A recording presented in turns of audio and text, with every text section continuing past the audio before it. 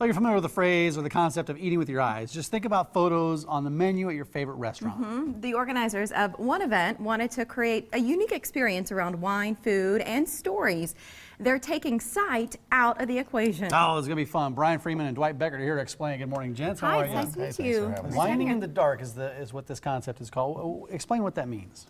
Well, basically what we're doing is we're doing a blind taste test of wine, different wines and foods that go together with it, to kind of give you an opportunity to experience what blindness is, and some of those things about that.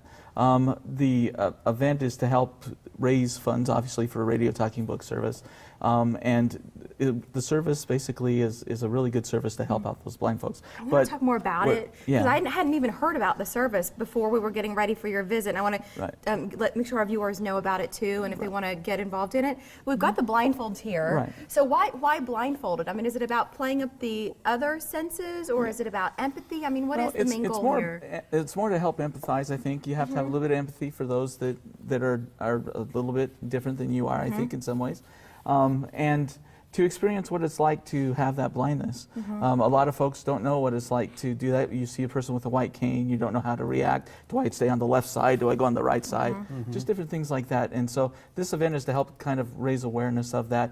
And you know, when you're blind, you have to be told, you know, they learn the clock system to know where their food is and things like that. And for us that are sighted, that's something that we really need to focus on a little bit, to know, to be in their shoes a little bit. Yeah, and we take a lot of that stuff for granted. Right, we do. Those with all the senses. Let's try this. Let's give this a whirl, right? Yeah. So we got a couple blindfolds here. We're going to put these on. Should we put them on now? Now or later? Are you ready for us? Yeah, you guys can do that now. You're the wine guy. I am the That's wine your guy. wine guy. Wine guy, Wait, before we... What are we doing? Yeah, What are we doing here? Okay, so we're going to taste a little cheese and a little wine. And so this process, you know, in tasting food and wine, and especially with wine, that's my experience. There's a methodology to it if you want to really be serious about it. And I think it's good for, you know, for all people to do. But so first you look at it and you can tell some things about the wine, at the, you know, by sight, aroma, taste, and then you know, just the overall feeling that you get, the texture of. Yeah, you brought in a nice bottle of Merlot. Yes, I we assume did. at some point we're going to sample that. Are we- So, Yes, should you we put the are. blindfolds on now? Yeah, you can if you want. I'm trying not to mess up my hair, but ain't no use in that, because it's going to happen, kids. Okay. All right, so they're on. Okay. Now what do you want us to do? All right, so I would suggest, let's pour a little wine for you. Okay. And I'm going to taste along with you. You know what's funny is I heard it more. I mean, am I just imagining things? But I feel like I heard the wine going into the glass. Well, I can smell it was right away. more Can you smell it vivid. right now? Yeah, No, yeah. I can smell the wine. Yeah. So that's Did you the just first put it thing, under my aroma. nose? No, not at all, okay. not at all. But okay, so we're What do going to you- hand you each. You got that? Thank you. And here's a little taste for you, Okay, Mary. thank you. And so let's first of all bring the glass to your nose. And what I'd like to do is ask you, what is the first impression? Now this is a Merlot, we've already identified that, but there are certain qualities that you'll, or characteristics that you'll smell in a Merlot. So I'm hoping you're going to tell me something really wacky, something crazy. I was going to say earthy, but I Okay. don't really even know what that means. I hear earthy, and I'll feed you Flowery. one. Flowery, the bouquet of it. I'll feed you one. Plum, see if you can find any plum in there. I'm getting a little bit of I plum. think so. I think that. you could, yeah.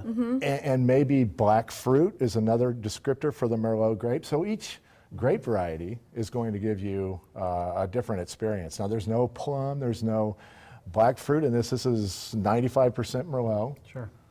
Do you want us and- to take a sip? Sure, go ahead and Or take a is sip. I can't even find the glass.